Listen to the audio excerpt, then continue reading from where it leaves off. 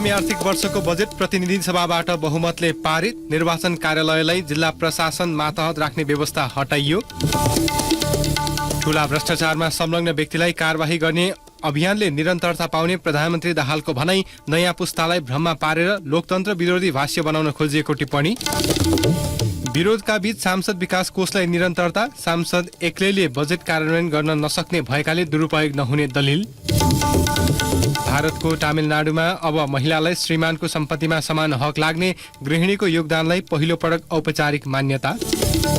र Nepal under 16 eastern John क्रिकेटको सेमिफाइनलमा प्रवेश। थाइल्यान्ड 225 रनले पराजित। नमस्कार, कान्तिपुर डायरीका साथमा साथी सन्तोष र सूरज। समाचार अब विस्तारमा। गठबन्धन सरकारले ल्याएको आगामी आर्थिक वर्षको बजेट बहुमतले पारित भएको छ। ध्वनि मतका आधारमा बजेट पारित गर्ने अभ्यास रहेकोमा यो पटक प्रतिपक्ष एमालेको माग अनुसार प्रतिनिधि सभाबाट बजेट मत विभाजनको आधारमा पारित भएको हो।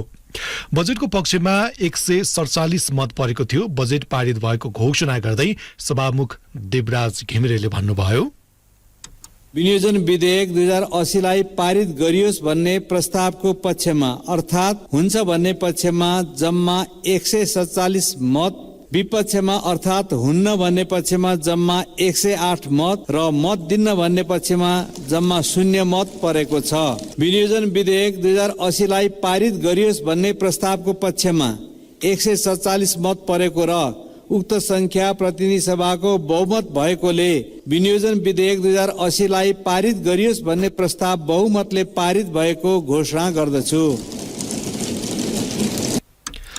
सत्तारूढ दल खास गरी एकीकृत समाजवादी र जनता समाजवादी पार्टीले असन्तुष्टि जनाउँदै आए पनि अन्तिममा उनीहरूले बजेटको पक्षमा मतदान गर्ने निर्णय गरेका थिए। 2048 सालपछि संसदमा ध्वनि मतका आधारमा बजेट पारित गरिएकोमा पहिलो पटक मत विभाजनबाट बजेट अनुमोदन गरिएको हो। प्रतिपक्ष एमालेका सचेतक महेश बर्तौलाले बजेट पारित गर्न मत विभाजनको माग गर्नुभएको थियो। प्रस्ताव सम्बन्धमा यहाँबाट एउटा निर्णयको घोषणा भयो। यो निर्णयको घोषणा हुँदै गर्दा हामीलाई लागेको थियो सामान्य सभामुख महोदय, प्रस्तावको हुन्न भन्ने पक्षमा अत्याधिक मत रहेको हामीलाई त्यो आभास भएको थियो। तर सामान्य सभामुख महोदयको घोषणाबाट प्रस्तावको हुन्छ भन्ने तर्फ बहुमत रहेकोमा भनेर निर्णय घोषणा गरियो सामान्य सभामुख महोदय। त्यसकारण यो घोषणाप्रति असहमति जाहेर गर्दै हाम्रो प्रतिनिधि सभा नियमावली बमोजिम मत विभाजनको माग गर्दछु। विनियोजन विधेयक पारित भएपछि बजेटसँग सम्बन्धित आर्थिक विधेयक र राष्ट्र ऋण उठाउने विधेयक पारित हुन बाँकी छ। प्रतिनिधि सभाबाट पारित भएका बजेट सम्बन्धी सबै विधेयक संसदको माथिल्लो सदन राष्ट्रिय सभाबाट पारित भएपछि कार्यान्वयन अघि बढ्नेछ। यसैबीच सरकारले निर्वाचन कार्यालयलाई जिल्ला प्रशासन कार्यालयमा राख्ने योजना फिर्ता लिँदै बजेटमा सामान्य संशोधन गरेको छ। आर्थिक भार कम गर्न निर्वाचन कार्यालयलाई जिल्ला प्रशासन कार्यालयमा निर्वाचन इकाइको रूपमा राख्ने व्यवस्था बजेटमा गरिएपछि निर्वाचन आयोग र प्रतिपक्षी दलले असन्तुष्टि जनाएका थिए।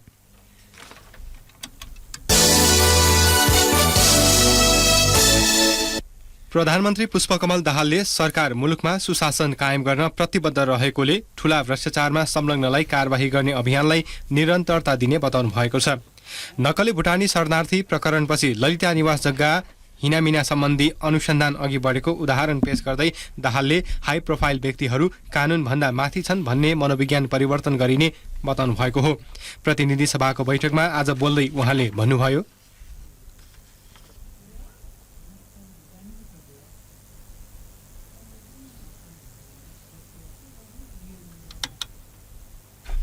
हाई प्रोफाइल व्यक्तिहरू कानूनभन्दा माथि छन् भन्ने आम मनोविज्ञान बनिरहेको थियो।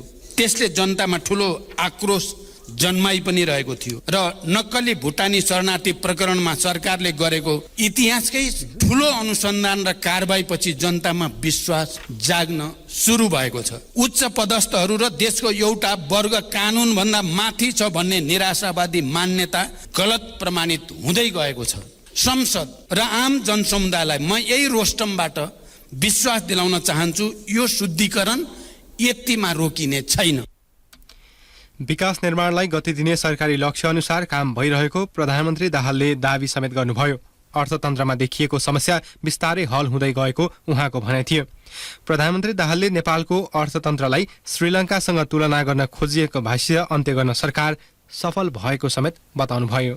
यो सम्मानित सदनले मलाई सरकारको नेतृत्व दिँदै गर्दा देशमा गम्भीर आर्थिक सङ्कटको स्थिति र एउटा भाष्य बनेको थियो। आम रूपमा नेपालको नियति श्रीलङ्काको जस्तै हुने भयो। यो भाष्य बौद्धिक वर्गमा मात्र सीमित थिएन, आम नागरिकसम्म पनि पुगेको थियो। जतिसुकै निराशावादी पनि श्रीलङ्काको दुःस्वप्नबाट जागिसकेको छ, किनकि यस बीचमा अर्थतन्त्र केही जागेको छ अहिले।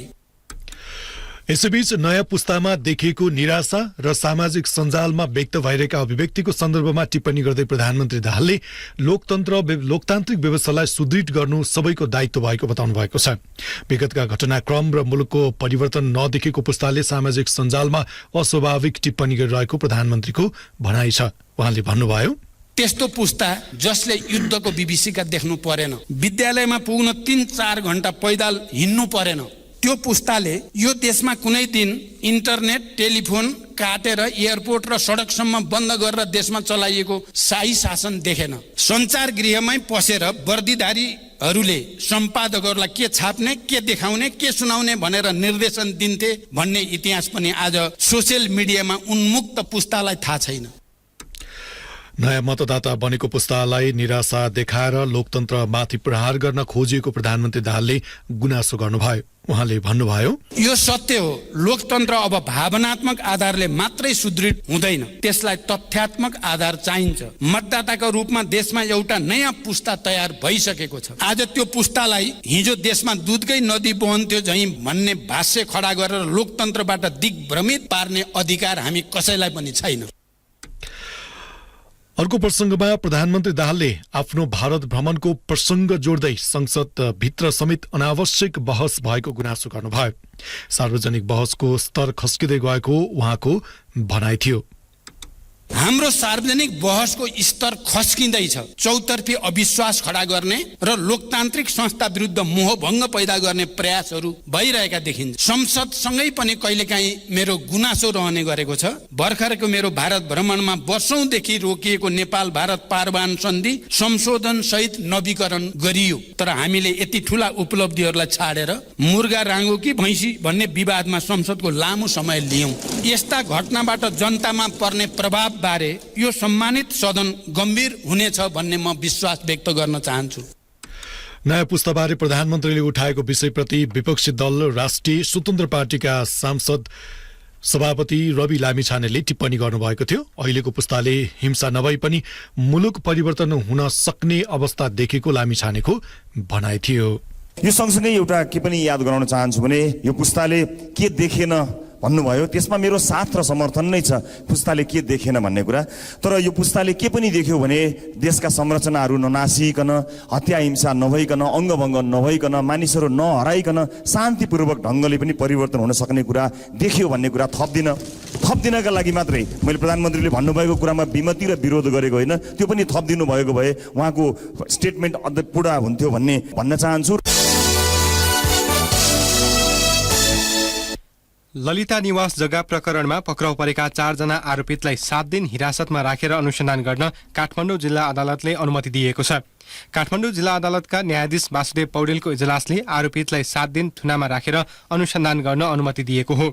प्रहरीले पूर्व निर्वाचन आयुक्त सुधीर कुमार शाह, भाटभटिनी सुपरमार्केटका सञ्चालक मीनबहादुर गुरुङ र तत्कालीन सरकारी कर्मचारी गोपाल कार्की र धर्मप्रसाद गौतमलाई हिजो बालुवाटार स्थित ललिता निवास जग्गा प्रकरण हिनामिनामा संलग्न भएको आरोपमा पक्राउ गरेको थियो। तत्कालीन सरकारको हस्तक्षेपका कारण 2078 पुसदेखि रोकिएको अनुसन्धान फाइल खोल्दै प्रहरीले उनीहरूसहित अन्य 3 जनालाई समेत पक्राउ गरेको थियो। प्रहरीले पूर्व सचिव कलाधर देउजा, पूर्व उपसचिव उपेन्द्र मणि केसी र सुरेन्द्र कपालीलाई कागज गरेर हिजै छोडेको थियो। गत साउन 19मा सर्वोच्च अदालतले उनीहरू 3 जनालाई पक्राउ नगरी हिरासत बाहिरै राखेर अनुसन्धान गर्न अन्तरिम आदेश दिएको थियो। सर्वोच्चको अन्तरिम आदेशको सो प्रमाण पेश गरेपछि आरोपित 3 जनालाई प्रहरीले रिहा गरेको हो। यसैबीच 3 वर्ष अघि रोकिएको अनुसन्धानको कार्य पुनः सिआइबीले अघि बढाएपछि उमेरको हदम्यादको विषय नलाग्ने प्रहरीले बताएको छ। आज आयोजित पत्रकार सम्मेलनमा सिआइबीका प्रमुख प्रहरी अतिरिक्त महानिरीक्षक एआइजी किरण बज्राचार्यले नयाँ मुलुकी ऐन जारी गर्नु अघि नै अवस्थाको कानूनका आधारमा मुद्दा दायर हुने भएकाले हदम्यादको विषय नलाग्ने बताउनुभयो। उहाँले मुलुकी ऐन 2020 अनुसार सरकारी लिखित कृत्यमा हदम्यादको व्यवस्था नभएकोले ललिता निवास प्रकरणमा हदम्याद लागू नहुने बताउनुभयो। 78 साल 9/22 जिल्ला सरकारी वकिल कार्यालयबाट जुन निर्देशन प्राप्त भइसके पश्चात यो लामो समयको अनुसन्धान केन्द्रीय अनुसन्धान ब्युरोले गरेको छ। यसमा ठूलो मेहनत छ र प्रमाणहरू जुन हिसाबले संकलन गरे अघि बुदाहरू छ, तथ्यहरू छ र बुझिएका व्यक्तिहरूलाई त्यति तत्कालमा बुझिएका व्यक्तिहरूको बयानहरू इत्यादिलाई गर्दाखेरि मलाई जहाँसम्म लाग्छ यो मुद्दा दर्ता नगर्ने प्रश्न नै आउँदा मुद्दा दर्ता हुन्छ, अगाडि बढ्छ र यसमा हदम्यादको सन्दर्भमा अघि भर्खरै पनि यसको जुन कुन हामीले ऐनलाई टेकेर जाँदैछौँ भन्ने कुरा स्पष्ट भइसकेको हुँदाखेरि यसमा दुविधा गर्नुपर्ने कुनै प्रश्न छैन। ललिता निवास जग्गा प्रकरणमा केही चलखेल हुन सक्ने भएकाले प्रहरीसँग जवाफ दिनका लागि यथेष्ट प्रमाण रहेको उहाँको भनाइ छ। र चलखेलको हकमा सानोभन्दा सानो मुद्दामा चलखेल गर्ने पक्षहरू रहन्छ नै, ती पक्षहरूसँग उनीहरूलाई जवाफ दिने हामीसँग यथेष्ट प्रमाणहरू छन्, यथेष्ट आधारहरू छ। त्यसले गर्दा यो मुद्दा एकदमै सही ढङ्गले अगाडि बढ्छ भन्ने कुरामा म र हाम्रो टिम पूर्ण रूपमा विश्वस्त छ। बिगोको त अहिलेको चलन चल्तीको हकमा जाँदाखेरि यसलाई फरक ढङ्गले चाहिँ जान्छ।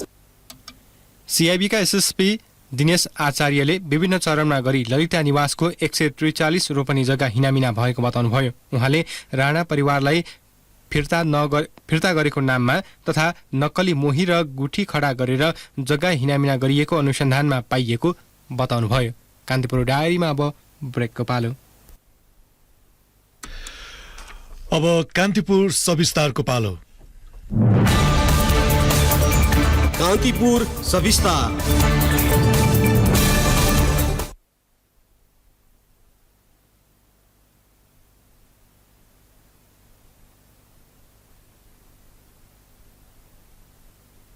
निकै बहस भयो। संसद बाहिर पनि कतिपयले सांसद विकास कोषको बजेट दुरुपयोग हुने भन्दै यसको औचित्यमाथि प्रश्न उठाएका छन्।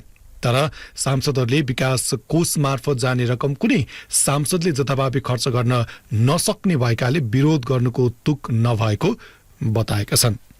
सरकारले 2 वर्ष अघि खारेज गरेको निर्वाचन क्षेत्र केन्द्रित कार्यक्रम फेरि बिउता आएको छ। पटक पटक बिउत्याउने र खारेज गरिएको संसदीय क्षेत्र पूर्वाधार विकास कार्यक्रमलाई लिएर यो वर्ष पनि बहस भयो। सांसद विकास कोषको अवधारणा 2051 सालमा मनमोहन अधिकारी प्रधानमन्त्री हुँदा सुरु भएको थियो। त्यसपछि सत्तामा आउने विभिन्न दल नेतृत्वको सरकारले यस कार्यक्रमलाई निरन्तरता दिने र केहीले खारेज गर्ने क्रम चलिरह्यो। सांसद विकास कोषको नाममा आउने बजेटको दुरुपयोग भएको भन्दै चौतर्फी विरोध भएपछि यो कार्यक्रम तत्कालीन अर्थमन्त्री विष्णु पौडेलले आर्थिक वर्ष 2078-79 को बजेट मार्फत खारेज गरेका थिए। कोष खारेजीले आर्थिक वर्ष 2079-80 मा पनि निरन्तरता पायो। अहिले अर्थमन्त्री प्रकाश शरण महतले भने कार्यक्रम बिउत्याउँदै प्रत्येक निर्वाचन क्षेत्रका लागि 5-5 करोड रुपैयाँ विनियोजन गरेका छन्। सांसदको तजबिजी रहने गरी हरेक निर्वाचन क्षेत्रका छुट्टै आयोजनालाई निश्चित रकम छुट्याउने स्थानीय पूर्वाधार विकास साझेदारी कार्यक्रमको नाम परिवर्तन गरेर संसदीय क्षेत्र पूर्वाधार विकास कार्यक्रम लागू गरिएको हो। खारेज भइसकेको सांसद विकास कोष बिउताउनु गलत भएको भन्दै यसले सांसदको भूमिकालाई नै अवमूल्यन गरेको बताउँछन् पूर्व अर्थमन्त्री विष्णु पौडेल। यो बजेटले संसदीय क्षेत्र पूर्वाधार विकास कार्यक्रमका नाममा उक्त कार्यक्रमलाई पुनः सुरु गरेको छ। माननीय अर्थमन्त्रीज्यू प्रत्येक निर्वाचन क्षेत्रका साथै समग्र देशको सन्तुलित विकासका लागि समन्वयिक मापदण्डका आधारमा बजेट विनियोजन गर्ने दायित्वबाट पन्छिनु भएको छ। सांसदहरू समग्र देश र आफ्नो निर्वाचन क्षेत्रको समेत विकास प्रयासलाई मार्गदर्शन गर्ने सार्वभौम जनताका प्रतिनिधिहरू हुनुहुन्छ भन्ने मान्यतालाई कमजोर पार्नु भएको छ। सांसदहरूले प्रत्येक निर्वाचन क्षेत्र सहित समग्र देशको विकास प्रयासमा विकासका प्रश्नमा निर्णयाधिकार खोज्नु भएको हो भन्ने यथार्थलाई व्यवस्था गर्नुभएको छ। अर्थमन्त्रीज्यूले सांसदहरूको भूमिकालाई 5 करोडमा अवमूल्यन गर्नुभएको छ। मैले त चाहँदैन थिएँ तर बाध्य भयो भनेर सार्वजनिक रूपमा अभिव्यक्ति गरिरहनु भएको छ र माननीय सदस्यहरूलाई अपमान गरिरहनु भएको छ। अर्थमन्त्री प्रकाश शरण महतले जेठ 15 मा सार्वजनिक गरेको आगामी आर्थिक वर्ष 2080-81 को बजेट वक्तव्यमा संसदीय क्षेत्र पूर्वाधार विकास कार्यक्रमका लागि 8 अर्ब 25 करोड रुपैयाँ विनियोजन गरिएको छ। निर्वाचन क्षेत्रका जनताले अपेक्षा गरेका विकास निर्माणका स्थानीय आवश्यकताहरू जनप्रतिनिधि मार्फत सम्बोधन गर्न प्रत्येक निर्वाचन क्षेत्रका लागि रु 5 करोड विनियोजन गर्ने गरी संसदीय क्षेत्र पूर्वाधार विकास कार्यक्रम प्रस्ताव गरेको छु। यस कार्यक्रम अन्तर्गत एउटा आयोजनामा न्यूनतम रु 1 करोड विनियोजन हुने गरी सडक, सिंचाई, खानेपानी, शिक्षा, स्वास्थ्य, पर्यटन, खेलकुद लगायतका भौतिक पूर्वाधार निर्माणका आयोजना तथा कार्यक्रम छनौट गरिनेछ। यस कार्यक्रमका लागि रु 8 अर्ब 25 करोड विनियोजन गरेको छ। तत्कालीन अर्थमन्त्री युवराज खतिवड़ाले आर्थिक वर्ष 2076-77 मा सो कार्यक्रमको रकमलाई वृद्धि गर्दै 6 करोड बनाएका थिए। आर्थिक वर्ष 2077-78 मा बजेट घटाएर 4 करोड रुपैयाँ छुट्याए। सांसद विकास कोषको रकम दुरुपयोग भएर बन्द गरिएको कार्यक्रमलाई भ्युट्याइएकोमा पूर्व अर्थमन्त्री तथा सांसदहरूले विरोध गरेका छन्। तर कतिपय सांसद यो व्यवस्थाको पक्षमा उभिएका छन्। सांसद विकास कोषको विरोध गर्नुको कुनै औचित्य नभएको बताउँछन् सांसद अजय कुमार चौरसिया। आम जनताको अपेक्षा आफ्नो जनप्रतिनिधिले विधायिकाको काम पनि गरोस् र त्यस बाहेक क्षेत्रको विकास निर्माणको काम गरोस्, जिल्लाको विकास निर्माणको काम गरोस् भन्ने चाहना रहन्छ। र हाम्रा माननीय साथीहरू हुनुहुन्छ जुन माननीयज्यूहरूले संसद क्षेत्र विकास पूर्वाधार विकास कोष चाहिँदैन भनिराख्नु भएको छ। मेरो आग्रह छ उहाँहरूले स्वयं घोषणा गरिदिनु पर्छ मलाई चाहिँदैन भनेर। जुन जुन सांसदले आफ्नो क्षेत्रमा अरू कुनै मन्त्रालयबाट विकास निर्माणको पैसा गएको छैन, त्यहाँ विकास निर्माणको लागि त पैसा चाहियो नै। जुन क्षेत्रमा चाहिएको छैन त्यहाँ कसैले जबरजस्ती पैसा पठाउने होइन। त्यो प्रक्रियालाई अगाडि नबढाउने हो भने त्यो पैसा आफै फ्रिज भएर जान्छ सरकारको खातामा। यसअघि स्थानीय तह नभएको बखत यो कार्यक्रम सञ्चालनमा ल्याइएको हो। अहिले मुलुक संघीय शासन प्रणालीमा रूपान्तरण भइसकेको र आर्थिक अधिकार सहित 3वटै तहका सरकारबाट राज्य शक्तिको प्रयोग भइरहेको अवस्थामा यसको औचित्य नदेखिएको बताउँछन् पूर्व सांसद युवराज गेवाली। अहिलेको अवस्थामा त्यसलाई निरन्तरता दिन जरुरी थिएन भन्ने हो प्रतिपक्षले सबैले उठाइरहेछन्। अहिले स्थानीय सरकार छ, संघीय प्रदेश सरकारहरू छन्, त्यहाँ बजेट गएको छ। त्यसो भएर अहिले चाहिँ सांसदहरूलाई अलग्गै त्यस्तो छुट्टै उहाँहरूको सिफारिसमा बजेट दिनुपर्ने आवश्यकता छैन। अब स्थिति बदलियो, पहिला जस्तो अवस्था थियो त्यस्तो अवस्था छैन। यसरी छुट्टै यत्रो 5-5 करोड रकम चाहिँ नगर्नु पर्थ्यो। देशमा यति ठुलो सङ्कट छ, आर्थिक सङ्कट अवस्था, अप्ठ्यारो स्थिति छ। महालेखा परीक्षकको प्रतिवेदनले पनि सांसद विकास कोषको नाममा वितरण हुने रकममा निरन्तर अनियमितता भएको देखाएको छ। यो कार्यक्रम कार्यकर्ता रिझाउने र मतदातालाई प्रभाव पार्ने ढंगले खर्च हुने गरेको आलोचना समेत हुँदै आएको छ। पूर्व कार्यवाहक महालेखा परीक्षक सुखदेव भट्टराई भन्छन्, सबैको स्वार्थ एउटै हुन्छ। भोलि चुनावमा जानुपर्ने छ। अब भनौँ न अहिले 165 जना सभासदलाई बजेट दियो, त्यो 165 जनाले पाउनुभयो, अरूलाई त अन्याय भयो नि। भोलि अरूले त अब चुनाव जितेर आउने स्थिति नै रहेन। राज्यको संविधानले गरेको समानता, राज्यको संविधानले जुन सार्वभौम सत्ता जनता भनेको छ, त्यो जनताको हकै एक किसिमले अप्रत्यक्ष रूपमा कुण्ठित हुने कुरा आयो। 165 जना त भोलि 5 करोड बोकेर जान्छ, 5 वर्षसम्म जानुहुन्छ, उहाँले 25 करोड खर्च गर्नुहुन्छ। ती सभासद र तिनका अगाडि त भोलि अरूको राम्रो इमान्दार मान्छे छ र एउटा मुलुकलाई चाहिने विधि विधान गर्न सक्ने मान्छे छ, चुनावमा उठ्छ भने ऊ त आउँदैन। भोलि यही 165 जनाको पकड क्षेत्र हुनेको निर्वाचन त सधैँ। त्यसले गर्दा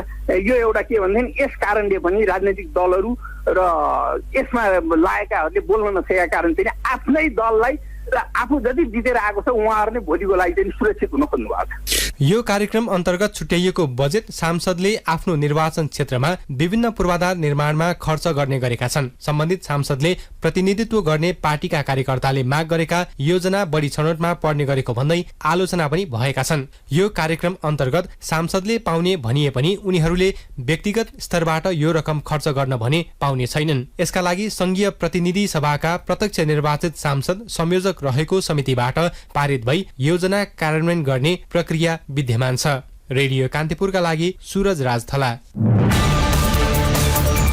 कान्तिपुर सविस्तार।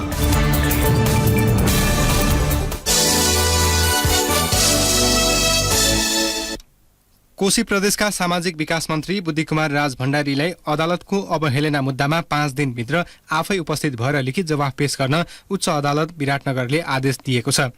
कायम मुकायम मुख्य न्यायाधीश सत्यमोहन जोशी थारू र न्यायाधीश किरण कुमारी गुप्ताको संयुक्त इजलासले 5 दिनभित्र आफै उपस्थित भएर लिखित जवाफ पेश गर्न आदेश दिएको हो।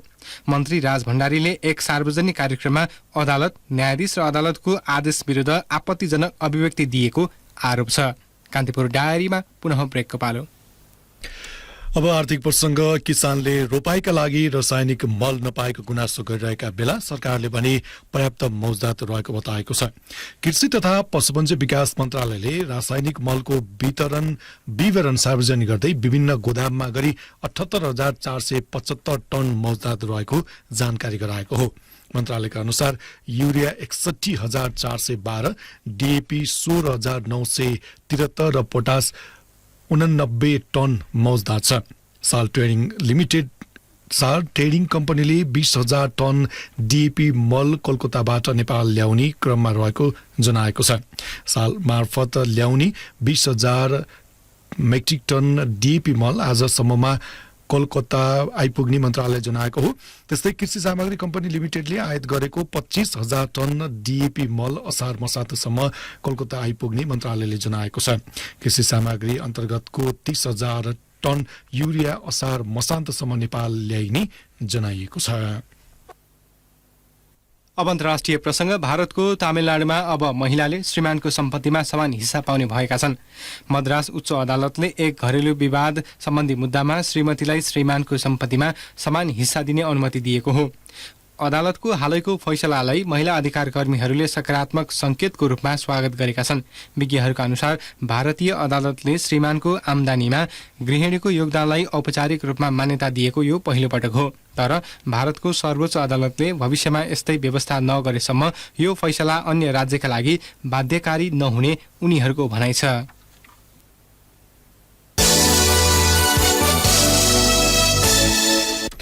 युक्रेनको क्रामाटक्समा भएको आक्रमणमा परि मृत्यु हुनेको संख्या 10 पुगेको छ। एक रेस्टुरेन्टमा भएको आक्रमणमा परि कम्तीमा 3 जना बाल बालिका सहित 10 जना सर्वसाधारणको मृत्यु भएको अन्तर्राष्ट्रिय सञ्चार माध्यमले जनाएका छन्। नेटोका महासचिव जेन्स स्टोनबर्गले अर्धसैन्य बल वाग्नरको कदमले सिर्जना भएको खतरा विरुद्ध पश्चिमा सैन्य गठबन्धन तयार भएको जनाएको छ। अमेरिकाले पनि पछिल्लो समय युक्रेनलाई हतियार उपलब्ध गराउने विषयमा समर्थन जनाएको छ। अमेरिकाले आफू विरुद्ध रहेको चीन लगायत अन्य मुलुकलाई आफ्नो हितमा आकर्षण गर्नका लागि सो कार्य अघि बढाएको विश्लेषण गरिएको छ।